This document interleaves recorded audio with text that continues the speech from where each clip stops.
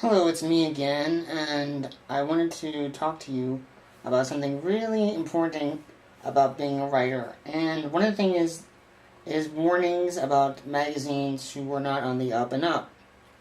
And what I wanted to show you was a magazine. Hold on a second. It's called Panhandler Magazine. They are in Bayland Avenue on in Houston, Texas, and they are. I don't really know much about them, but I submitted some poems to them, and I think it was one, and they accepted it. And when they wrote back, they congratulated me. They said, "Hey, we want to publish your thing, and give us 5 addresses,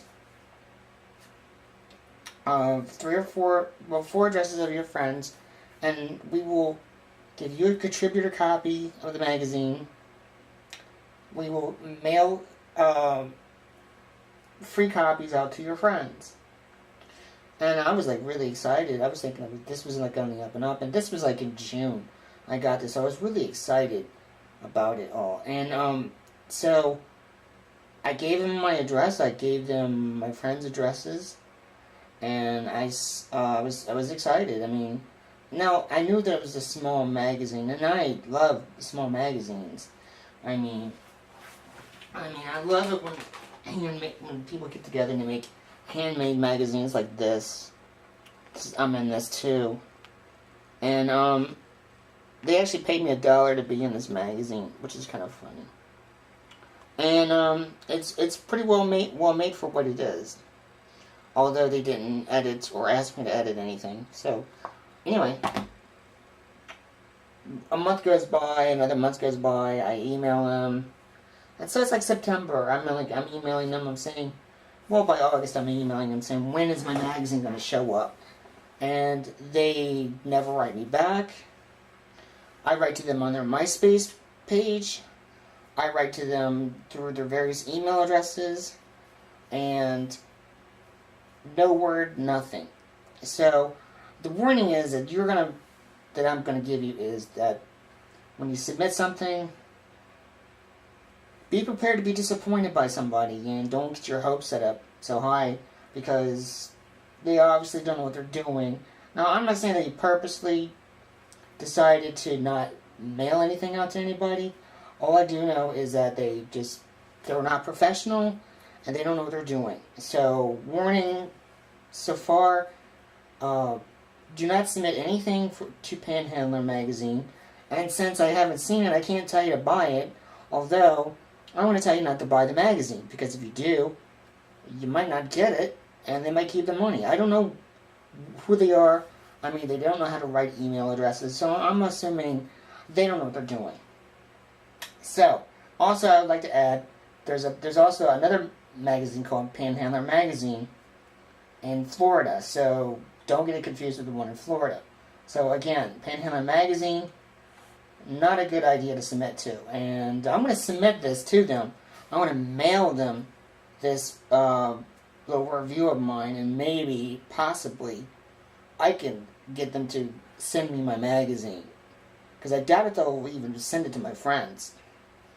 Because they're lazy, they're probably shiftless. I don't know. But, who knows? Number 2, the Taj Mahal Review. This guy right here, I'm not going to zoom in on him. This guy is like really shifty. Now, when it comes to magazines, in my mind, I've kind of got it in my head that that the only people who appreciate my work are people from other countries. So I submitted to this magazine called the Taj Mahal Review, and it's an international literary journal edited by Dr. Santosh Kumar. It's a binding book company, and you gotta worry about stuff like this. Well, anyway, I submitted like a short story and a poem to them, and they accepted both of them. Now, they have a paperback version of the book for $20 and a hardback for $25. Why is it $5 more for a hardback? But anyway, when when I submitted to them, where's my mag? Hold on. When I submitted to them, let's see, April. Yeah, this is what they sent me as a letter of formality. Hold on. Okay. Dear Craig Caudell, hope this finds you quite well. You have sent your short story, I Found Godot, which I've submitted to a lot of places, for publication in June 2008 issue of Taj Mahal Review. Our editor, Dr. Santosh Kumar, has approved it for publication in Taj Mahal Review to be released in June 2008. I was excited when I read this.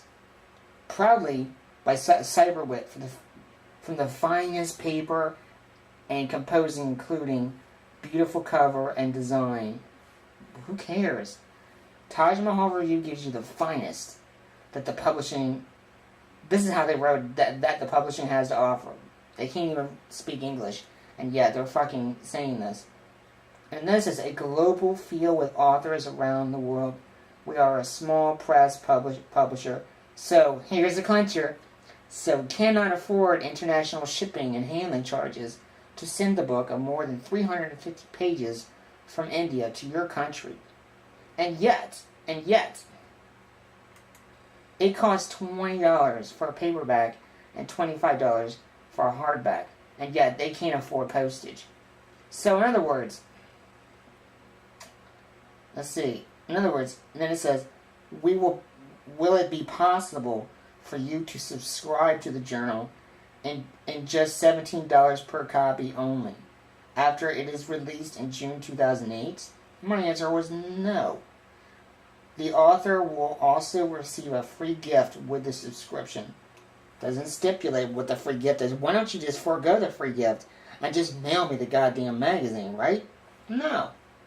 And it says, please email us your bio also. See, they can't even talk.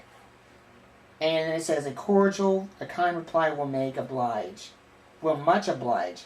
Cordially, Karanesh Kumar Agrawal. And then it's managing editor. And it goes, anyway, then I wrote them a letter back.